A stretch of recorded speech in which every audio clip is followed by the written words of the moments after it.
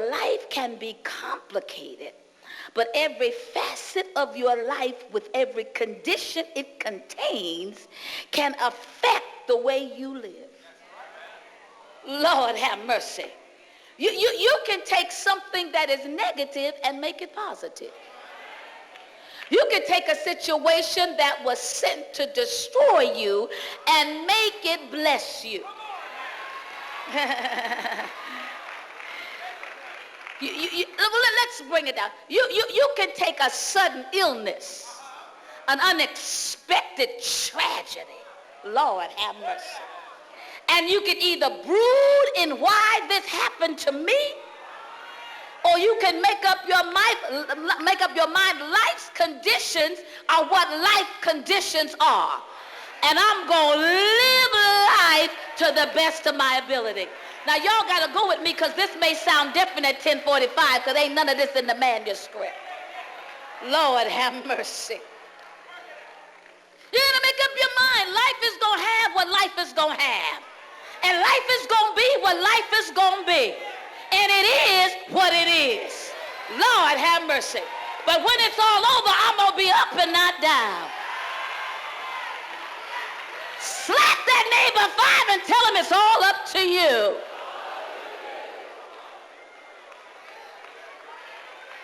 Y'all said, I haven't got to the points yet. The third extraction from his 7 assumptions is this. Mr. Fowler says, faith is trust in a center of values that will give you an image of power. I scratched my head a second time. Well, what is Fowler suggesting? He's suggesting that your life should be lived with values. And whatever those values are, they should become the center of your existence. What's wrong with most believers is we don't have a set of values. So we fluctuate when life doesn't line up with how we think life ought to line up. Because we have no core values, Lord have mercy, to keep us centered when life is not kind. But I need a few folk who made up their mind when they started this journey that they were going to live the life right. Lord have mercy. I wasn't going to get a whole lot of cheers right there because living the life right will cause you some pain. Living the life right going to cause you some struggles. Living the life right going to push you out of the in crowd and often make you a spectacle of somebody's conversation. Lord have mercy. But I made up my mind, I'm going to live it right, Jeff. And if I die, I'm going to die living it right. I need somebody to believe you living the good life.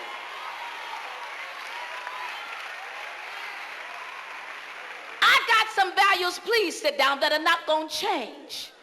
They're not going to change whether you like me or not. They're not going to change whether I have money or not. They're not going to change whether my kids decide to serve God or not. They are not going to change. I got some core values. I believe in the heart of my heart that there is a God somewhere. I believe in the heart of my heart that there's a place called heaven. I believe in the heart of my heart that after this life there is another life. I believe in the heart of my heart that there was a man sent from God. Lord have mercy. He walked the earth. He was the image of the invisible God. They called him Jesus. And he came to say, I believe.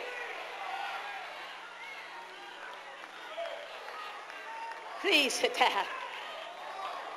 Please sit. I got a set of core values that are not going to change if I got runs in my pantyhose. They're not going to change if I got to take the bus. They're not going to change. I believe in the Lord Jesus Christ. I need a good clap right here. I believe it. I believe that there's a sinister force that has power to operate in this world. And he opposes everything that loves God. I believe that there's a devil somewhere.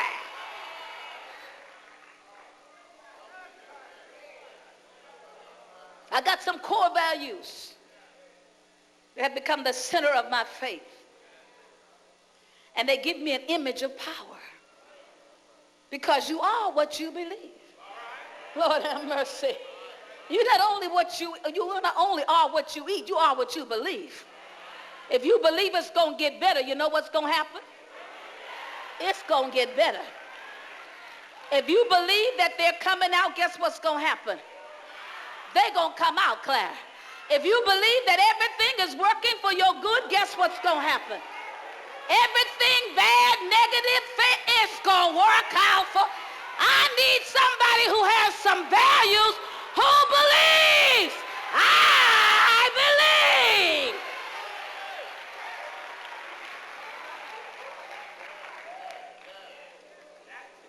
Some core values.